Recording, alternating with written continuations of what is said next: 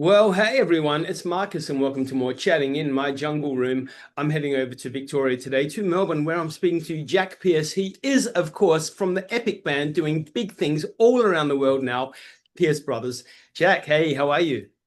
Good, thanks, Marcus. How are you? Good, thank you. And like we were just saying, welcome back to Australia. You have just done a massive world tour and you kicked butt. Let's talk about that first. How did it go for you? Did you enjoy it? Yeah, it went really well. It's always a little bit scary because when we go over there, we don't have Dara who's on keys with us, so it's just back to the duo mode. And but we kind of locked into a set list that really worked over the first few nights, and then we were just chatting it out. This is the first time that I haven't lost my voice on tour because we were pretty much doing shows every night, and usually I'll lose my voice, but we were, having tea and manuka honey and these well, I don't know what like it's not a ventilator, but it's like you put saline in it. It's like a steamer, and you put your face over that. And we're doing all sorts of these different things. And then I was just trying to exercise every day and go running. But in Berlin it was -8 and there was ice everywhere, so I didn't want to break my hip. Yeah, no. So, but yeah, no, it was a really really good tour and lots of sold out shows and yeah, big things on the horizon over there. That's so cool. Yeah, they're not going to stop you now. Um, No, I'm very excited to get back. Clamoring to get back every year. Hey, but and there's no rest for you guys because you've got back to Australia and now you're kicking off the 2026 Australian tour, which is going all the way around. It starts, well, it actually starts in about a week's time at the Yeah. 6th of March in Victoria at Port Fairy. Amazing, beautiful place, that one. And then goes everywhere: New South Wales, South Australia, Adelaide, at the Ed Castle on the Thursday, 19th of March, which I will be at. I cannot wait. And then Fantastic. Victoria again, everywhere, wrapping up on the 15th of May in Port Macquarie, New South Wales. So that's a big tour. You've got quite a few dates there. Of course, the tour is based on the back of the new album, Moonrise, which came out at the end of last year. Congratulations on that. We will talk about that as well. But first of all, let's talk about Thank you. the Australian tour. Are you ready for it? I think so, yeah. I think we're pretty ready for it. I came back, I've got two little kids, so I came back. There wasn't much downtime. It was kind of straight into, back running. But yeah, I'm feeling really good. And this is just part one of the tour. There's a whole second part that we're piecing together that'll take us through pretty much to the end of the year. So that'll get us back over to WA. It'll get us up into Queensland a little bit more and just some dates that we couldn't do on this run. Some festivals have exclusivity, that kind of thing, and so you've just got to kind of do it in sections. So, yeah, there's a whole another run of dates that we're going to be doing. I think with a little bit of a break in between, so that we get a few weeks off and yeah, then just get straight back into it. And are we going to hear a lot of the Moonrise album? Yes. So when we released Moonrise, we did 9 shows in 7 days where we played through the entire album front to back. And we've never done that before. We used to, when we first started recording stuff, we'd be talking to producers and be like, "Oh yeah, but how do we recreate this live?" And they'd always say, "Don't worry about it. Just, what's best for the song." And then we'd always kind of push back. And then as we were producing this one ourselves, we were like, "Yeah, no, don't worry about it. Let's just try new sounds. Let's try something different. Hey, let's get a banjo out. Let's write a banjo part." Great. So we went and bought a banjo. And Pat's like, "You don't play banjo." I'm like, "I don't play mandolin, but I tour that around and I can play one song on it and that'll do." And so we learnt the banjo somewhat. And then, for one of the tracks, which is called Catastrophe, we co-wrote that with Jan Skubashevsky, and that's uh, a really different sound for us, very new, with this kind of looping, really cool drum beat. And then there's another song in there that our keys player had written a long time ago, which is half in 11/8 timing, half in 9/8, and then it goes to 4/4. And it's just a very difficult song to play. All of which, when we said, "All right, well, let's just do this and not worry about how we play it live." And then inexplicably, we were like, "Let's play it front to back live," and we had to figure that out. Um, by the end of the 7 days and the 9 shows, I think we got there with most of them, but I still feel like Catastrophe is a bit of a catastrophe.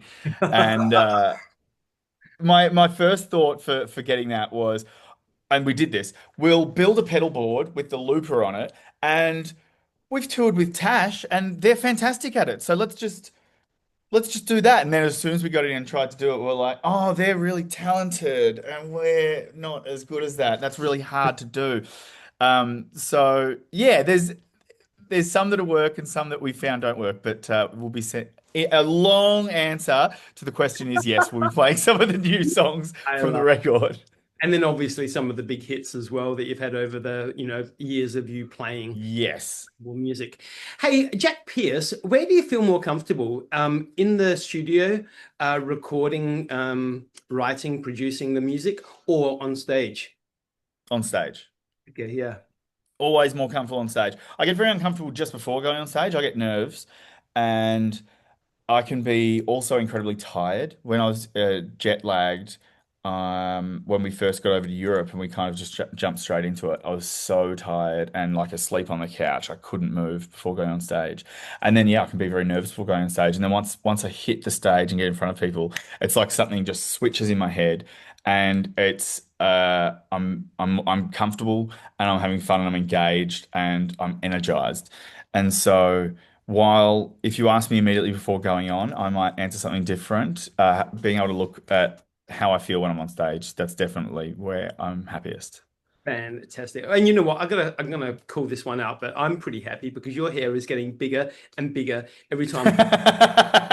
Like It's not as fabulous as yours, I'll give you that, I but feel like I've I got have started competition. putting in some curl cream and getting a little bit of a better routine on it, other than just what I used to do was just it. Well, yeah, I I've got a love really nice hairdresser now as well, so. I'm liking it. Don't cut it. Don't cut it. Hey, let's talk about Moonrise, the album. Phenomenal album. Like I said, it came out at the end of last year, everybody, but it's a brilliant album. In fact, I've got it on at the minute. What I love about you guys is that you do bring out your music on vinyl, so I cannot wait to get this one when you're on tour.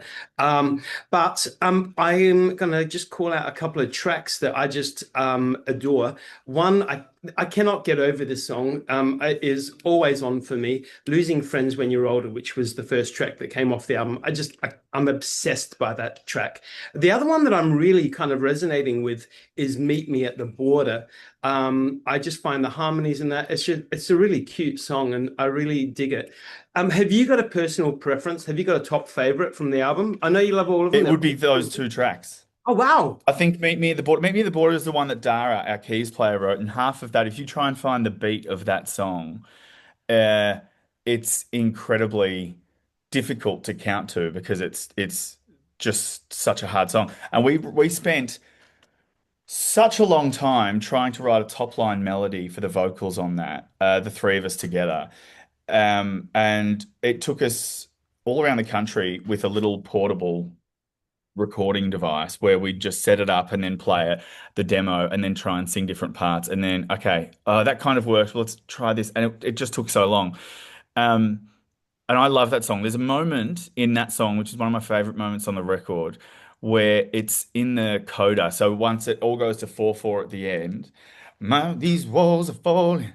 These walls are falling down on me. I just want to hold up. Woo! And there's a tiny little right in the back, and it's sitting right in the back, and it's just that woo, is my favorite moment on the record because it just sits in the back as everything just picks up and takes off. It's such a that was a great song to work on. It was a real puzzle of a track. Hey, so when you've got a new album coming out, how difficult is it for you guys to actually pull the lead single? Yeah, that's really hard to do. When I chose Losing Friends, when I wrote that one, I was thinking, you know, I just wanted to do that real big Mumfordy kind of sound that we've often almost shied away from. If we write a song that's similar to that kind of vibe, which we are live, we've been like, oh, we don't want to be too much like that, or we don't want to do this. And this time I was like, nah, I'm just going to go as far at the wall as possible and as fast as possible. And so. And then when I was thinking about what it could be about, I was thinking, I'm getting older. This is a sound from, the early 2010s that I really liked. And so I could write to that. And, as a guy that's pushing 40, I was thinking about, well, it could be, a song about loss, about losing friends when you're older. Okay, cool. And so I when I started writing the track and putting the demo down for the first time, it makes you save the folder that you're putting it in, which is naming it. And so I just wrote "Losing Friends When You're Older." That's what it's about. That's it. The top line. I'll move all the lyrics back to that, so I'm always answering that question and not just putting in lyrics that just go off on a tangent. And then when we had to name it, we're like, what do we name it? And we had all these different ideas, and we just kind of left it as "Losing Friends When You're Older" because it kind of tells a whole story in 5 words. And yeah, and so then we felt that that was a really big sound. There was a lot of harmonies in it. We knew that we could perform that live really well. So we went, okay, well, that's our first single. That's what we'll do. It's just so rousing. Hey, I'm obsessing over your music at the moment. What music are you obsessing over? At the moment, I'm really enjoying Sam Fender. That's what I listen to. People Watching by Sam Fender is an album that I've just been replaying for probably the last 6 months. And I mean, I've been listening to a lot of new stuff that's coming out. The new Mumford and Sons was okay. The new Noah Kahan track is excellent. Beyond the Great Divide, I think it's called. That's an excellent track. Really, really good sound, really good pop folk, and the guitar work. The production is something that I really love. But I keep coming back to People Watching as an album, as a full album. Um, it's so good. I'm such a big fan of Sam Fender. It's a really good record. I've just written my note. As soon as we get off this, I'm going to put that on as well. Check it out. Um, Yes.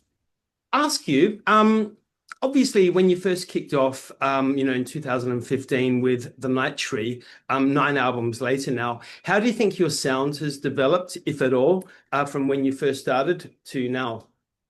I think it's got deeper and not, when I say deeper, I think it has more depth to it. I think I understand arrangement a lot better. Um, I listen back to those ones and everything sounds really thin. And I want to record some of those old tracks that are people's favorites because I listen to it now. I'm like, this sucks.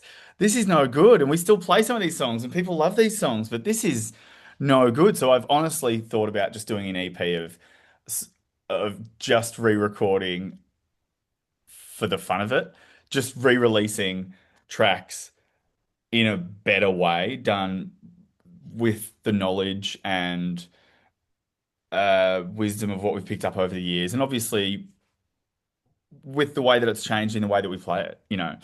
Um, but yeah, I think we've changed quite a bit, and we always tried to do different things because again, we didn't never want it to be kind of stuck into the uh, Mumford folk sound, which we really loved, and that was a right call for that we were told. You know, we learned that along the way, and so we were trying different things with the electric, and then trying some more blues tracks, and I think we'll be doing some more of that on the next record. I've already started. Pat's written 4 songs. I've written about 3 for the next record, and I'm very excited to get into it and start working on it. But mostly because I don't want to be rushing to the edge. I just want to get it done in the bag, and then, if everything's done, then it's just nice and easy, just releasing whenever racing. But we kind of raced to the end on Moonrise because we set a date because we wanted to have it out by November because we'd already booked in the European tour. And then we're like, okay, so if it's out by then, we've got to have it done by August. Okay, it's May. Oh, okay. Oh my God. So it was, I mean, we already had most of the songs written when we made the call, but we hadn't had them produced yet. So, um, Question. Obviously, aside from the touring of the album, when you have finished the album, do you sit and relish it for a while, sit and smell the roses, or are you instantly moving on and starting to write the next one? I'm pretty sure I instantly move on. Yeah. I don't go back and listen to my albums very often. There's songs on there that I've completely forgotten about, and then I'll hear them and I'll go, "What is that? Was that us? Oh my God, I forgot about this song." Um, and some that, yeah, if we don't play them live, then I'll just forget and kind of move on. And I think because we sit with them so much in the studio, I'm kind of once it's out. I'm I'm finished. I'm like, cool. That piece of art is done and we get to perform the songs now, but I don't really listen to it so much. Jack Pierce, you are a top guy. Pierce Brothers are freaking exceptional. To see you guys live is just phenomenal. Just I love it. I last caught you with you were supporting James Blunt.